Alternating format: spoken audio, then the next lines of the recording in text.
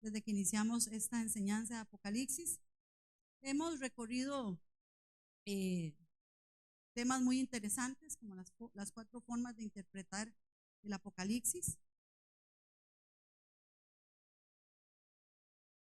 Y continuamos, así que yo quiero que por favor abran sus Biblias en Apocalipsis capítulo 1. Y como vemos, estamos inaugurando ayer en el culto de mujeres, para las que no se acordaban, ayer tuvimos culto de mujeres a las 4:30 de la tarde. Fue, sí, un buen tema. ¿De qué predicamos, hermanas? ¿De qué enseñamos? ¿Se acuerdan? Del perdón, ¿verdad? ¿Y se acuerdan de qué personaje hablamos? De Jonás, ¿verdad? De Jonás. ¿Alguna de ustedes llegó a la casa a seguir estudiando eso? Yo espero que sí, no me responde. O por lo menos meditarlo, ¿verdad? En el corazón, tenerlo ahí meditándolo, ¿verdad? Porque a veces estamos como Jonás, ¿verdad? El Señor nos manda a algo y nosotros nos enojamos, ¿verdad? Nos enojamos, nos vamos para Tarsis, nos vamos para otro lado, ¿verdad? Y le dice Jonás a Dios, es que problema Dios es que yo sabía que eres un Dios misericordioso y eso cuando es para otros no me cae muy bien. Cuando es para mí sí toda la misericordia, pero cuando es para otros, Señor, no, actúa en justicia, ¿verdad? Y a veces nosotros clamamos por justicia y nosotros nos hemos olvidado, hermanos, que éramos dignos de un castigo terrible y Dios actuó en misericordia. Amén. Apocalipsis capítulo 1, verso 1, lo habíamos visto. ¿Se acuerdan de lo que habíamos hablado? Lo vamos a leer para que estemos en sintonía. Vamos a ver, es que vieras que esta tablet es un poquito lentita y no me ha llegado viene como en la época de los caballos, ¿verdad? Viene como la tortuga. Si no me sale aquí esto. Bueno. Dice así, la revelación, lo tenemos, capítulo 1, verso 1 de Apocalipsis, eso ya lo estudiamos la semana pasada. Dice, la revelación ¿de quién? De Jesucristo, que Dios le dio para manifestar a sus ¿qué? Siervos las cosas que deben suceder pronto. ¿Cuándo deben de suceder?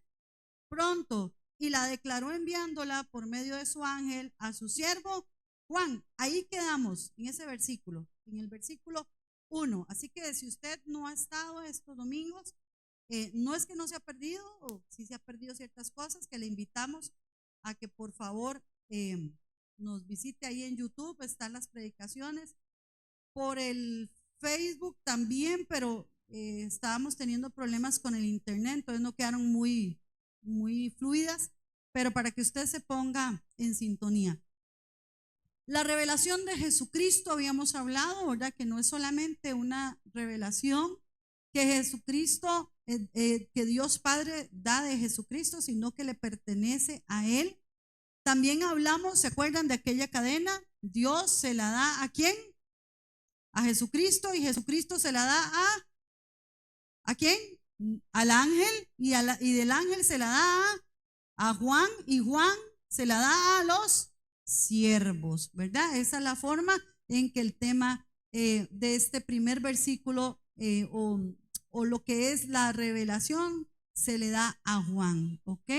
Hablamos de que la palabra griega Apocalipsis tiene varios significados, y el significado simple de la palabra Apocalipsis es revelar o descubrir algo que está encubierto, ¿verdad? Cuando hablamos de Apocalipsis, hermanos, mucha gente se alarma y se asusta y qué miedo, porque creo que eso es una forma, hermanos, en que el enemigo ha utilizado para que los cristianos no escudriñemos la palabra, nos meta temor, ¿verdad? Porque cuando usted y yo empezamos a escudriñar, hermanos, a estudiar Apocalipsis, bueno, es que, hermanos, uno lo ve de otra forma, ya no con ese temor, ya no con, ¿qué va a pasar? Y aquella, y la bestia, y el anticristo, y esto y lo otro. No, entendemos, hermanos, que el Apocalipsis es un libro ¿de qué? De revelación, pero que nos da esperanza, ¿verdad que sí? Eso lo hemos lo habíamos visto las semanas anteriores. Verso 2.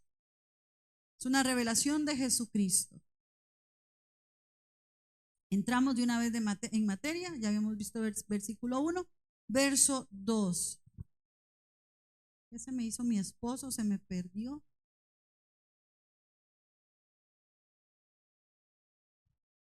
Necesito mi amor, la puse así y voilà, se perdió. Verso 2, para entrar. Dice, se la dio a Juan, ¿verdad? El Padre se la dio al Hijo, el Hijo se la dio al ángel y el ángel se la dio a Juan y Juan se lo dio a sus siervos, ¿ok? Dice el verso 2, que ha dado testimonio de la palabra de Dios. ¿Quién está hablando ahí? ¿Quién ha dado testimonio? ¿Quién ha dado testimonio? ¿Ah? Juan, muy bien. Amor, no, está rebelde. Está rebelde. Vamos a ver. Se queda así. La pongo ahí y se queda así. Que ha dado testimonio de la palabra de Dios y del testimonio de Jesucristo y de todas las cosas que ha visto. Ahí quien está hablando, hermanos, es Juan. Verso 2. La revelación, hermanos, es impartida por el Hijo, ¿verdad? Por medio de la posterior mediación de su ángel. Y es importante ver el papel que juegan los ángeles en este libro de Apocalipsis. Los ángeles lo vemos, ¿verdad? En el Nuevo Testamento, como el ángel le da a María la noticia, ¿verdad? De que estaba encinta, también como el ángel le habla a José sobre su temor de recibir a María como esposa. Vemos que los ángeles tienen, hermanos, un trabajo, una encomienda que el Señor les ha dado, pero en este libro, básicamente de Apocalipsis, tienen un papel muy importante. Pero es importante también mencionar que ese papel no aparece sino hasta, y se ve más activo, digámosle, hasta el capítulo 17 de Apocalipsis. Pero sí vemos, hermanos, cómo los ángeles son importantes.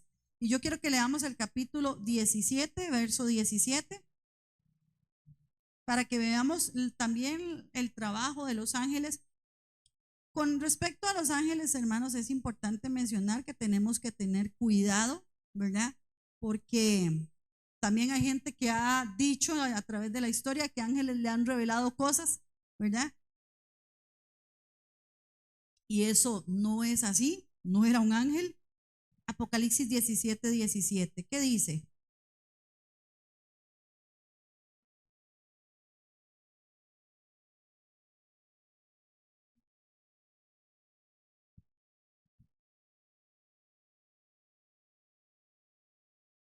Espéreme porque creo que me equivoqué de versículo, ¿verdad? Pareciera. Dame un momentito. Me estoy acomodando. Vamos al capítulo 19, perdón. 19.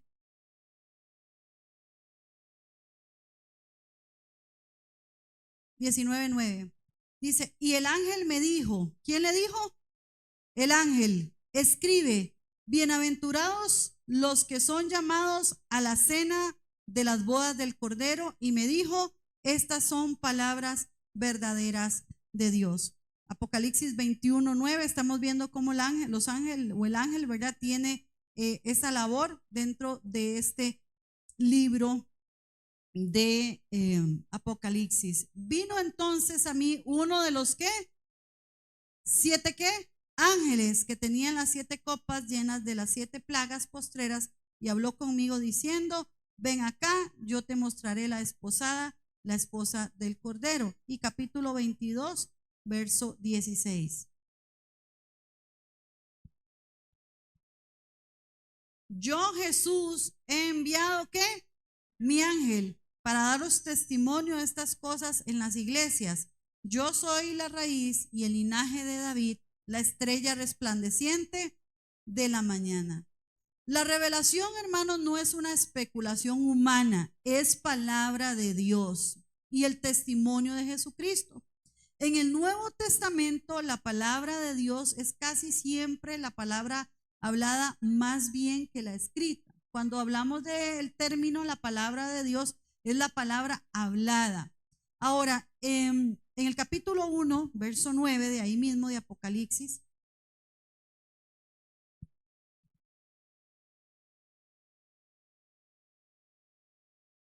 dice así: yo, Juan, vuestro hermano y copartícipe vuestro en la tribulación, en el reino y en la paciencia de Jesucristo, estaba en la isla llamada Patmos. ¿Por causa de qué? De la palabra de Dios. Capítulo 6, verso 9. Hoy vamos a sacarle un poquitito de polvo a las Biblias, ¿verdad? Cuando abrió el quinto sello, vi bajo el altar las almas que habían sido muertas. ¿Por causa de qué?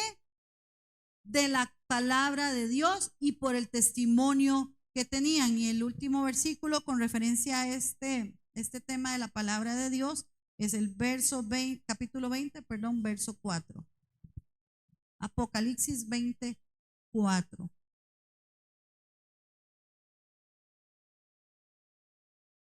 Dice: y vi tronos y se sentaron sobre ellos los que recibieron facultad de juzgar. Y vi las almas de los decapitados. ¿Por causa de qué? De Jesús. ¿Y por qué? Por la palabra de Dios. La palabra de Dios designa el contenido de la revelación dada a Juan. La palabra de Dios no es considerada en la Biblia meramente como un medio de comunicar la verdad, sino que la palabra de Dios podríamos decir que es una entidad activa, es dinámica. En el comienzo, dice la palabra, que Dios habló y fue hecho, ¿verdad? ¿Qué fue lo que Dios hizo para que qué fue el acto que Dios hizo para que se fueran creadas las cosas? ¿Qué hizo? La palabra, diga conmigo la palabra, la palabra. La palabra de Dios sale al mundo a cumplir lo que se propone. Isaías 55, 11.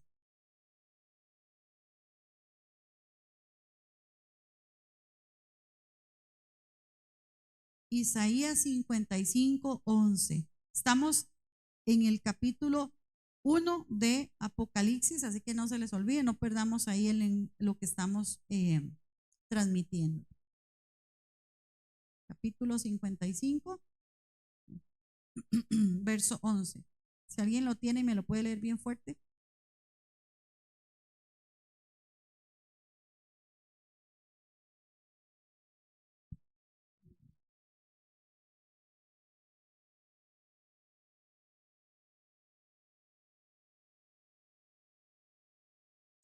Para que la envíe, correcto.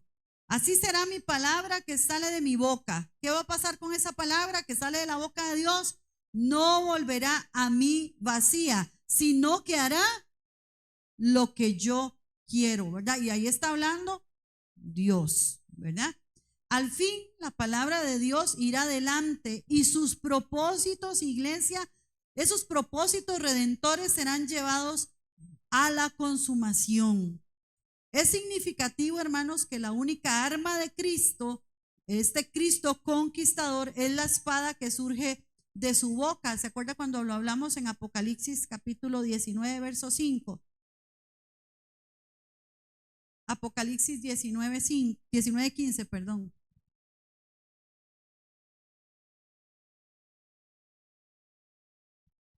Dice: de su boca sale una espada aguda. ¿Para qué?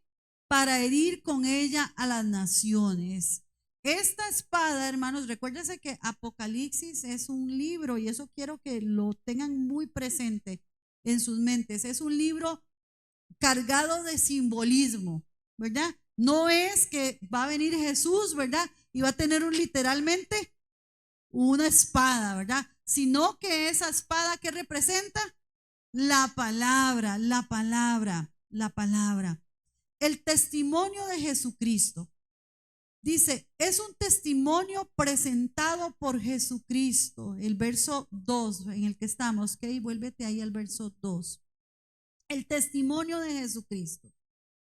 Este testimonio puede incluir no solo el testimonio inmediato de Cristo en la revelación concedida a Juan, sino también el testimonio de su vida en la tierra y su misión redentora cuando la palabra se hizo carne. ¿Se acuerdan a qué versículo estamos hablando? Ajá, ok. Recordemos que Juan, ¿verdad? El escritor de este libro de Apocalipsis, los historiadores y estudiosos dicen que pudo haber sido el discípulo, y por muchas cosas que vemos podemos asegurar que sí, fue el discípulo amado. Entonces, como lo hablábamos en semanas anteriores, y lo voy a poner así para que lo podamos entender. Cuando uno está de novio, ¿verdad? ¿Cuántos en algún momento han estado ahí de novios? No me levanten la mano. De novios, novio, ¿verdad? Dicen por ahí, novio. Cuando uno está de novio, en ese proceso del noviazgo, uno va conociendo a la persona. Pero en un momento en que uno decide casarse con esa persona y pasa el tiempo, ¿qué pasa? Ya uno ve a la persona como es diferente. Yo le puedo decir que mi perspectiva de mi esposo cuando era novio es muy diferente a mi perspectiva de cuando él, ahora que es mi esposo. ¿Por qué? Porque ya tenemos más intimidad, porque es muy diferente cuando uno está de novio, ¿verdad? Uno nada más lo llegan a ver, la novia está bien guapa, ¿verdad? Bien bonita, se pone bien presentada, el novio también, ¿verdad? Cuando ya uno se casa, ¿qué pasa? ¿Verdad? De ahí, lo lógico, ¿verdad? Usted se levanta y ya tal vez el muchacho no está tan perfumadito, ya no está tan bien presentadito, la muchacha pues igual, ¿verdad? Lo normal. Yo podría decir que en el caso de Juan le sucede con Jesús algo parecido, ¿verdad? Algo parecido. Era una visión que él tuvo de esos 3 años de ministerio en los cuales caminó con Jesús, y ahora a partir de esta revelación Juan ve a un Jesús completamente diferente. Si antes tuvo, hermanos, intimidad con ese Jesús al punto de que Juan dice que se le recostaba, ¿verdad? Era tal su amistad. Ahora, hermanos, es completamente, yo no sé si Juan diría, wow, pero este es el mismo que yo conocí. Eso, hermanos, y Juan dice, yo doy testimonio que yo lo conocí en la carne, ¿verdad? Ahora es diferente. Es un Cristo glorificado, es un Cristo diferente, ya no viene como manso cordero, sino viene con autoridad a juzgar al mundo. Amén. Este testigo, hermanos, puede incluir no solo el testimonio inmediato de Cristo, como le dije, sino también el testimonio de su vida en la tierra, cuando Él se hizo carne. Juan capítulo 1, verso 14. Y es que, hermanos, cuando usted lee Apocalipsis, le hace también Juan y le hace toda la Biblia. Porque ese capítulo 1 de Juan empieza con unas palabras muy importantes. ¿Cómo empieza Génesis 1:1? ¿Y cómo empieza Juan 1:1? En el principio. ¿Pero qué dice? En el Juan 1:1 era el verbo. Y el verbo era con Dios. Y el verbo era Dios. ¿Qué revelación, hermanos, tiene Juan acerca de Jesús? En el principio. Juan entiende, hermanos, que Jesús no es solamente un rabí más, un maestro más. Juan, hermanos, tiene la revelación de que Jesús es Dios mismo. Es Dios mismo. Y el capítulo ahí mismo en el verso 14, ¿qué dice? Y aquel verbo fue hecho carne y habitó entre nosotros. ¿Y qué dice Juan? Vimos su gloria. Gloria como del unigénito del Padre, lleno de gracia y de verdad, y de verdad. Juan en el verso 2 de Apocalipsis está diciendo, yo le conocí, yo le conocí. Yo, Juan, doy testimonio de quién es este que yo vi en esa revelación. No es cualquiera. Yo doy testimonio de la palabra de Dios. Yo doy testimonio de Jesucristo, el Hijo de Dios. Yo, Juan, y doy testimonio de todas las cosas que he visto. ¿Ha visto usted, hermanos? Como dice el canto, yo soy testigo del poder de Dios. Hemos sido testigos. ¿Cuántos han sido testigos del poder de Dios? Entonces no temamos, no dudemos, hermano. Sigamos adelante. Verso 3. Leemos capítulo 1, verso 3 para seguir. Bienaventurado el que ¿qué? El que lee y los que oyen las palabras de esta profecía. Hermano, cuando usted y yo por temor, por falta no sé, por falta de ganas o por no sé, dejamos de leer estas palabras, hermanos, perdemos la bendición. ¿Qué significa bienaventurado? Dichosísimo. Dichosísimo. Cuando nosotros, hermanos, no escudriñamos la palabra, perdemos, aunque a usted le digan bendecido, prosperado y en victoria, hermano. Si nosotros no escudriñamos la palabra, perdemos la bendición de lo que trae, porque la palabra lo leíamos en Isaías, porque la palabra va a ser dada y la palabra va a traer, hermanos, vida, va a traer propósito a la vida de cada uno de los que la leen, la escuchan y la ponen en práctica. Bienaventurado el que lee y los que oyen las palabras de esta profecía, pero no solamente las leen, no solamente las oyen, sino que las guardan. Porque el tiempo está cerca. Y a partir de verso 3, hermanos, podemos determinar que en el libro de Apocalipsis hay 7 bienaventuranzas. Hay 7 bienaventuranzas y quiero repasarlas rápidamente. La primera bienaventuranza que vamos a encontrar es esta misma. Bienaventurado el que lee, los que oyen las palabras y los que las guardan. Esa es la primera bienaventuranza. La segunda bienaventuranza es Apocalipsis, la encontramos en Apocalipsis 14, 13. Vamos rapidito ahí.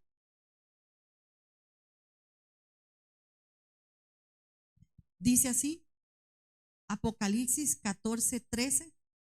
Oí una voz que desde el cielo me decía, escribe. ¿Qué escriba? Bienaventurados de aquí en adelante los muertos que mueren ¿en quién? En el Señor. Sí, dice el Espíritu, descansarán de sus trabajos porque sus obras con ellos ¿qué? Siguen. La tercera bienaventuranza, capítulo 16, verso 15.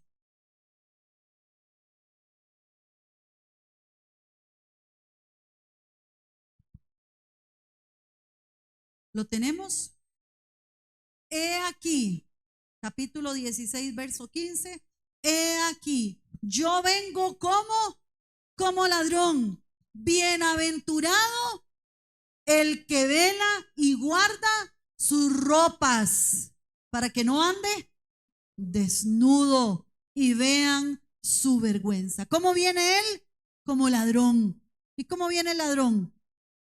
Nadie sabe. Nadie sabe.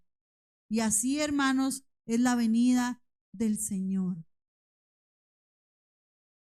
La cuarta bienaventuranza, capítulo 19, ahí mismo en Apocalipsis 19, 9. Y el ángel me dijo, escribe, bienaventurados, ¿quiénes? Los que son llamados a la cena de las bodas del Cordero. Y me dijo, estas son palabras verdaderas de Dios. La siguiente bienaventuranza, capítulo 20, verso 6.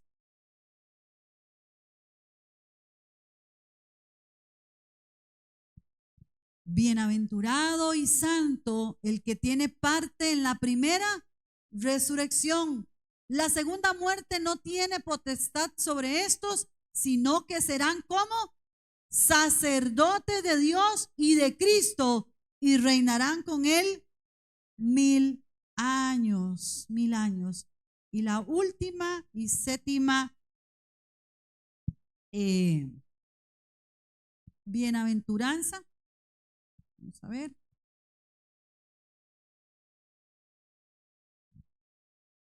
Ya les digo cuál es.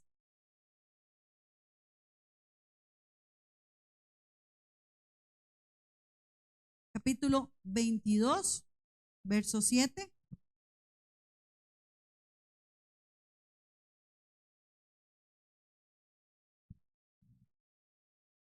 Perdón, esta es la sexta. Gracias. Gracias, sí, sí. Ahí me corrigen, no hay ningún problema.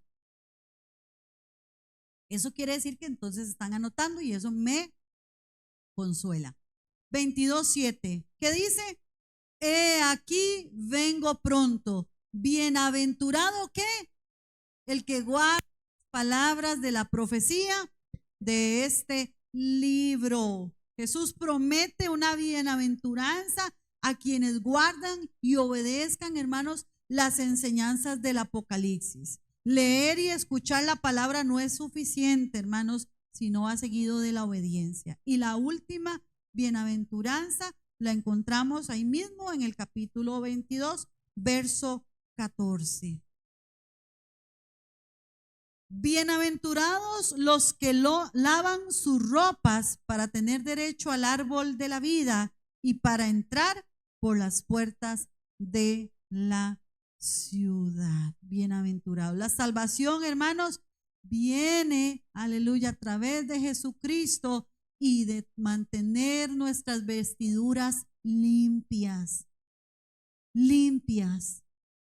Todos los días, hermano, no ayer, no mañana, todos los días, cada día, hermanos, volvámonos al Señor en arrepentimiento, en arrepentimiento.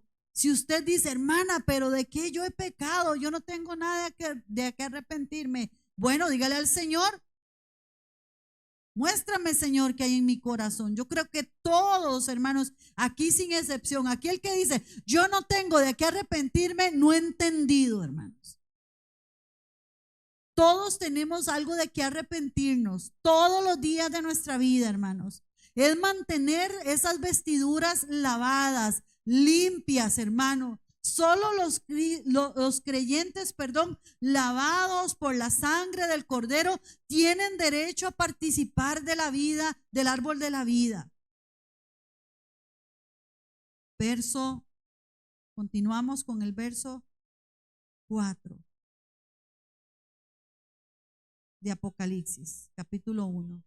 Ya vimos el 1, vimos el 2, vimos el 3 y ahora vamos por el 4. Y aquí, hermanos, entramos a la parte de los saludos. Los saludos. Dice así, verso 4. Juan a las 7 iglesias que están en Asia. Gracia y paz a vosotros del que es y que era y que ha de venir, y de los 7 espíritus que están delante de su trono. Quiero quedarme ahí un momento. Juan a las 7 iglesias. ¿A qué le suena eso a usted, hermanos? ¿A qué le suena? Hemos hablado que Apocalipsis es un género apocalíptico, pero ¿qué también nos suena ahí? Juan, estamos estudiando. Quiero oír respuestas. ¿Qué les suena? Juan a las 7 iglesias que están en Asia, gracia y paz a vosotros.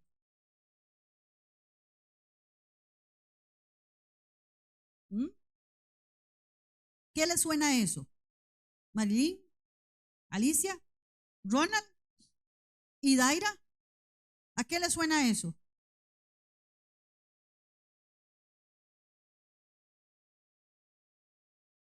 qué le suena eso?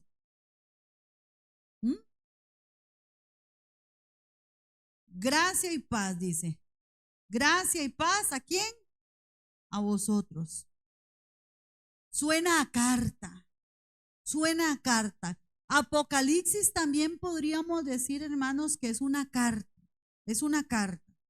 ¿Por qué? Porque Juan, hermanos, le va a dar un mensaje a las 7 iglesias. Y como toda carta, ¿con qué empieza?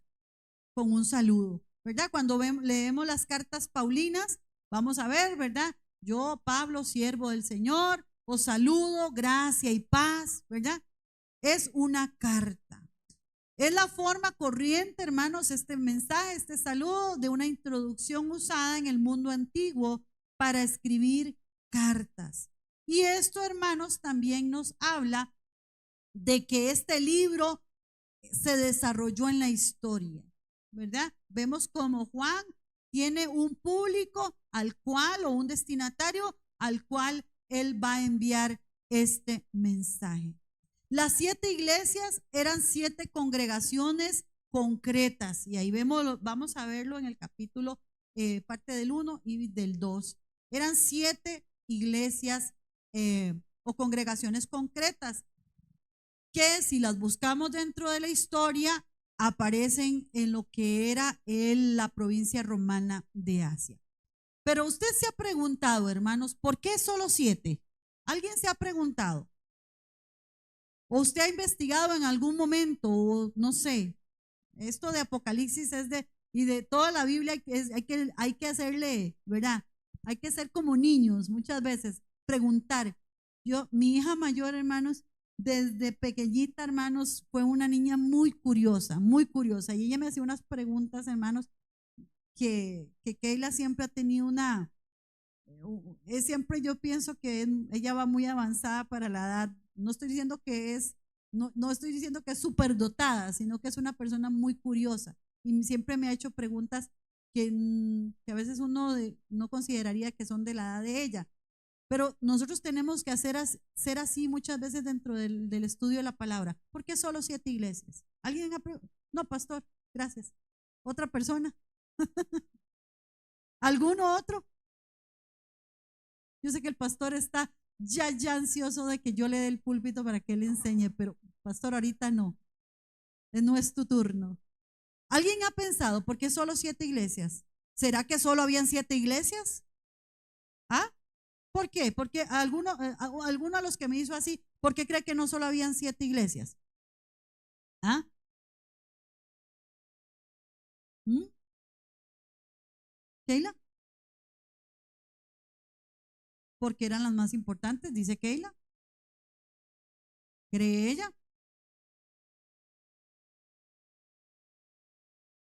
Es curioso porque, hermanos, Juan no solamente conocía estas 7 iglesias, ¿verdad? Las que se mencionan en el capítulo 1 y capítulo 2. Conocía la de Colosas, conocía la de Hierápolis, conocía la de Troas en Hechos 25, perdón, la de Colosas en el capítulo 1, verso 2 de Colosenses, la de Hierápolis en Colosenses 4:13. Pero ¿por qué 7? ¿Por qué estas 7? Bueno, ¿por qué fueron solo 7? Bueno, no hay indicio en las 7 cartas de que representen 7 periodos sucesivos de la historia eclesiástica. Sin embargo, 7 es uno de los números favoritos de Juan. Y yo quiero hacer un paréntesis con respecto a esto. Estudiando un poquitito acerca de esto, porque Apocalipsis es un libro cargado de números, ¿verdad? Y muchas veces la gente tiende a interpretar esos números en un simbolismo matemático. Y muchas veces recordemos que Apocalipsis, al ser un libro simbólico, no podemos tomar esos números como un simbolismo matemático. Como por ejemplo, para que ustedes me entiendan, cuando habla de los 144,000. Si lo vemos en un sentido matemático, quiere decir que solamente 144,000 van a ser como salvos. Sería algo extraño, ¿no? Y por ahí hay una secta que lo cree. Entonces, los números que vamos a encontrar en Apocalipsis no los podemos determinar, hermanos. Simplemente tenemos que ver el contexto y estudiarlo, no como un simbolismo matemático o no como un término matemático, sino con un término simbólico. Simbólico. Porque luego más adelante vamos a ver que mencionan ciertos números y entonces la gente empieza a hacer conjeturas matemáticas. Y ahí podemos caer en una falsa o una mala interpretación, lo que dirían los que conocen en una eisegesis, una mala interpretación. Tenemos que tener cuidado. Si usted lo está apuntando, por favor, no lea, hermanos, cualquier versículo de Apocalipsis y vea que habla de 10, de 7, pensando solamente en un sentido matemático. Recordemos que muchos números son en un sentido simbólico, ¿ok?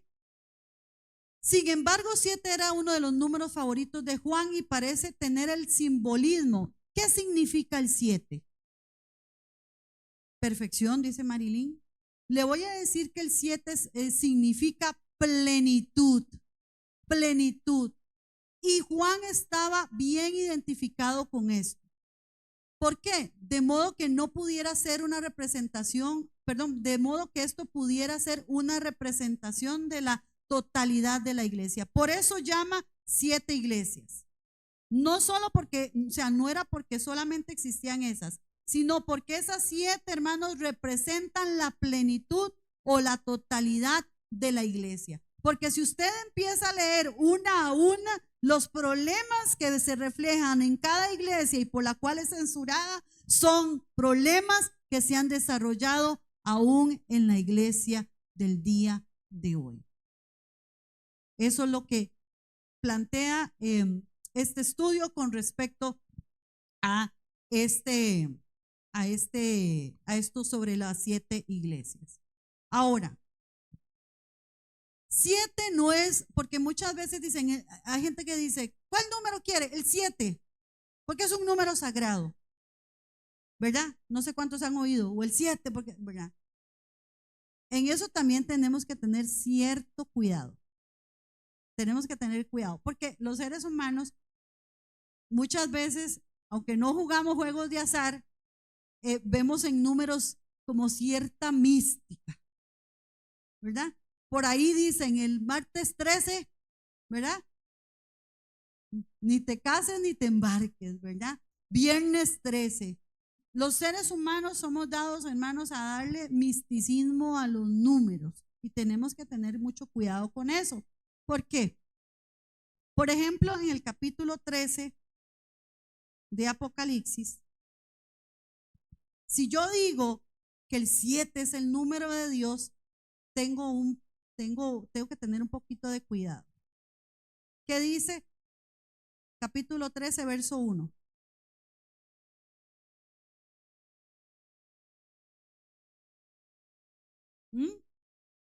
Por eso les digo que tenemos que tener cuidado. Ya algunos lo leyeron, ya lo vieron, ¿sí? ¿Qué dice? Me paré sobre la arena del mar y vi subir del mar una bestia que tenía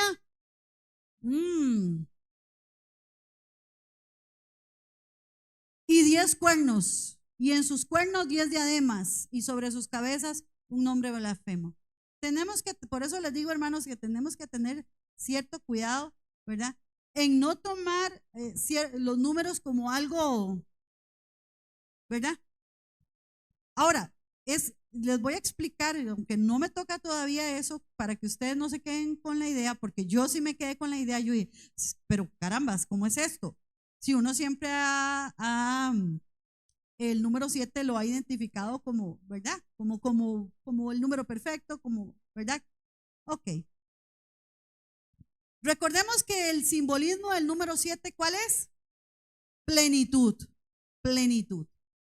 Las 7 cabezas, les digo, o sea, se los voy a, no es el tema, pero quiero dejárselos claros, ¿verdad? Para que no se queden, yo podría decirles a ustedes, vayan a su casa y lo investiguen, pero Mejor vamos a decírselos. Vamos a hacerles el favorcito.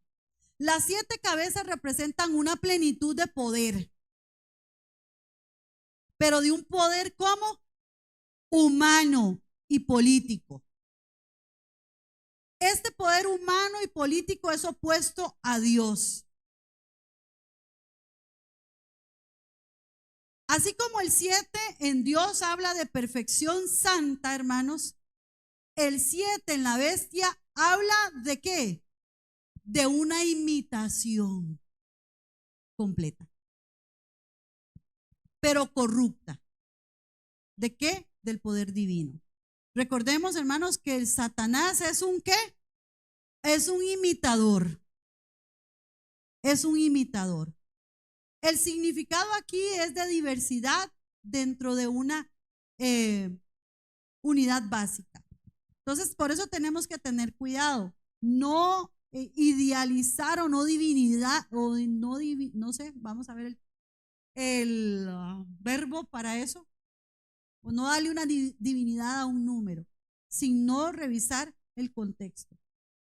Por eso les digo, tenemos que tener cuidado. Cuando estudiamos Apocalipsis, no verlo muchas veces en sentido matemático, sino en simbolismo, y también, aparte de eso, revisar qué quiere decir eso, ¿verdad? Porque podemos caer en algún error. Pero ahora sí, volviendo al capítulo 1, verso 4. Estamos hablando de que Juan escribe y le dice a las 7 iglesias, gracia y paz, que es un saludo cristiano habitual. Se lo encuentra, hermanos, con frecuencia en cartas o epístolas como las de Pablo. Dice aquí, del que es. Y es que, hermanos, en el capítulo 3 del verso 14 de Éxodo 3, verso 14, hermanos, la palabra o la frase del que es una frase imposible de traducir en una forma idiomática de nuestro lenguaje eterno, de nuestro lenguaje moderno, perdón. ¿Qué dice capítulo 3 de Éxodo, verso 14? Y respondió Dios a Moisés, porque recuerden que Moisés le decía, dime quién eres tú y cómo voy a decirle yo a ellos quién me envía. Y le dice el Señor a Moisés, yo soy el que soy, yo soy el que soy. Entonces esta frase del que es, hermanos, es haciendo alusión a ese nombre de Dios. Luego dice, del que es, del que era y del que ha de venir. Y ojo, vuelve a decir un número. Volvamos a Apocalipsis 1:4. ¿Qué dice? De los 7 espíritus. ¿Vamos entendiendo? Porque quise aclarar un poquitito lo de los números. ¿Hay 7 espíritus? Pregunto. ¿Eso es lo que quiere decir ahí? Si usted lo hubiera leído ayer eso, ¿qué hubiera considerado?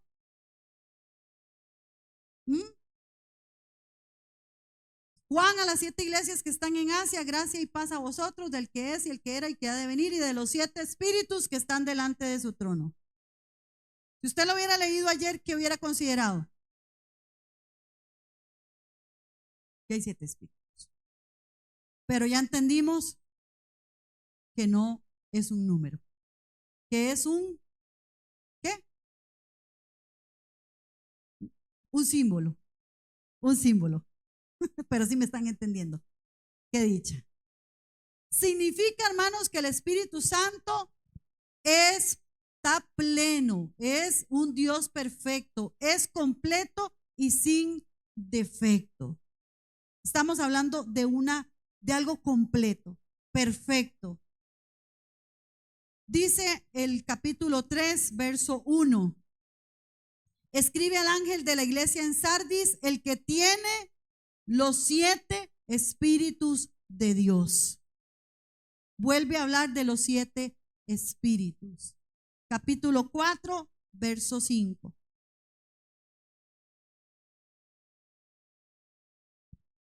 Y del trono salían relámpagos, y truenos y voces.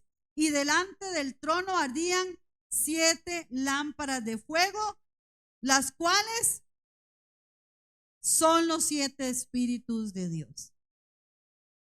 Ya entendemos qué es lo que está hablándonos, a qué se nos está refiriendo con este número, ¿verdad? ¿A qué estamos hablando? Simbolismo. Simbolismo. Sí. Ajá. Ajá. Ajá.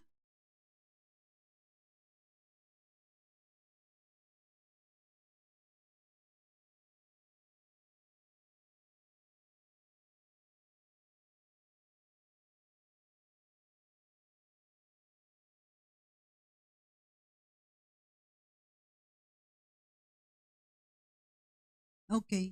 Gracias, pastor, por eso,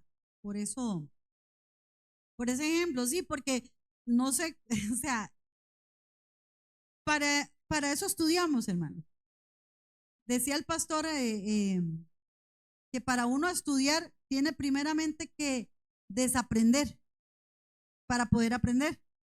Si uno sigue con sus cosas que aprendió mal aprendido o porque alguien no se lo enseñó, no sé, hay tantas cosas que pueden suceder, o mal enseñado, ¿verdad? Porque hermanos, lamentablemente, y eso es algo con lo que uno vea, hermanos, por eso nosotros hemos sido tan enfáticos en el estudio de la palabra. Muchas veces nosotros estamos repitiendo cosas que, hermanos, a veces si las ponemos en el contexto bíblico, perdónenme, pero hasta antibíblicas son. Y tenemos que tener cuidado con eso. Hay temas que se han manoseado dentro de la iglesia, hermanos, y no es lo que a lo que la palabra nos llama. Y a veces, por eso les digo, a veces decimos sí, sí, sí, sí, sí, y empezamos a hacer cosas que no están y que no le agradan al Señor. Y lamentablemente se ha caído en eso, pero para eso estamos, para escudriñar la palabra y corregirlas, ¿ok? ¿Sí? ¿Les parece? Bueno, ya casi termino, me falta como hora y media. Espero que estén aprendiendo. Ok. Espero que todo ese bulla, todo eso sea porque están muy contentos de seguir adelante. Bueno, dice, oiga usted, algunos han visto aquí una referencia a seres angelicales, pero dado que la frase precedente se refiere a Dios el Padre y la frase siguiente a Dios el Hijo, es seguro que Juan incluyó una referencia a Dios el Espíritu Santo, haciendo alusión a ¿qué? Padre, Hijo y Espíritu Santo, la Trinidad, incluyendo así a todas las personas de la divinidad. En otros lugares del Nuevo Testamento también habla del Espíritu Santo en su pluralidad de funciones. No es, y la palabra lo dice, no es que hayan varios espíritus, solo hay un espíritu. Hebreos 2:5. Voy a dejarlo en el verso 4, por lo menos siento que avancé, hermanos.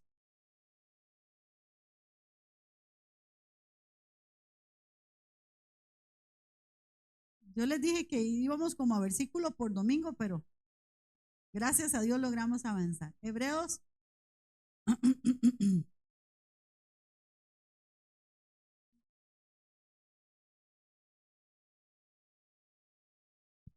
Dice, verso 4, 2:4.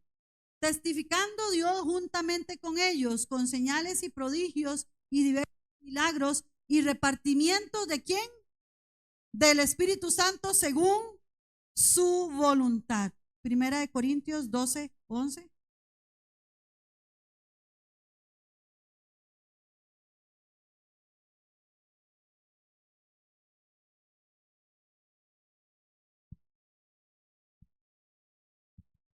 Dice, pero todas estas cosas, ¿cuáles cosas? ¿Pero cuáles? ¿Pero cuáles? ¿Ah? Ok, veamos rápido los versículos anteriores, ¿verdad?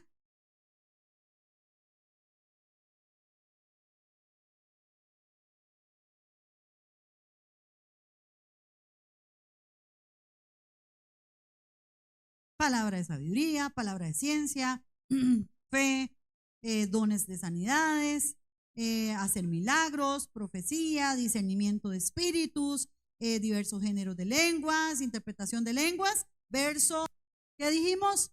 11. Pero todas estas cosas, ¿cuáles? Todas las que vimos anteriormente, que son varias. ¿Las hace quién? Uno. ¿Y el mismo qué? Espíritu. Entonces vemos que no hay varios espíritus, solo hay un espíritu.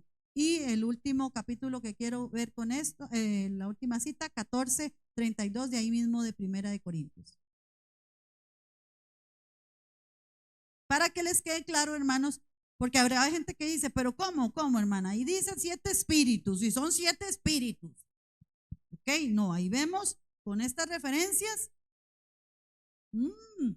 Ok, 14:32. Y los espíritus de los profetas están sujetos a los profetas. Ok, terminamos con ese. Quiero terminar aquí, hermanos, porque tenemos la Santa Cena. Pero yo espero que estos 4 primeros versículos le hayan sido a usted de provecho. Se los voy a leer nuevamente rápidamente. La revelación de Jesucristo que Dios le dio para manifestar a su siervo las cosas que deben suceder pronto, y la declaró enviándola por medio de su ángel a su siervo Juan, que ha dado testimonio de la palabra de Dios y del testimonio de Jesucristo y de las cosas que ha visto.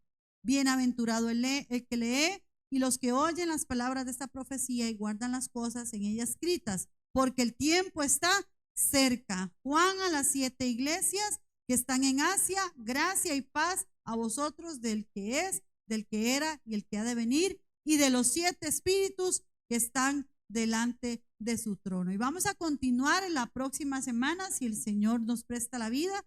Si no ha venido, verso 5 en adelante, hasta donde el Señor nos permita llegar. Que Dios me los bendiga. Gracias, hermanos.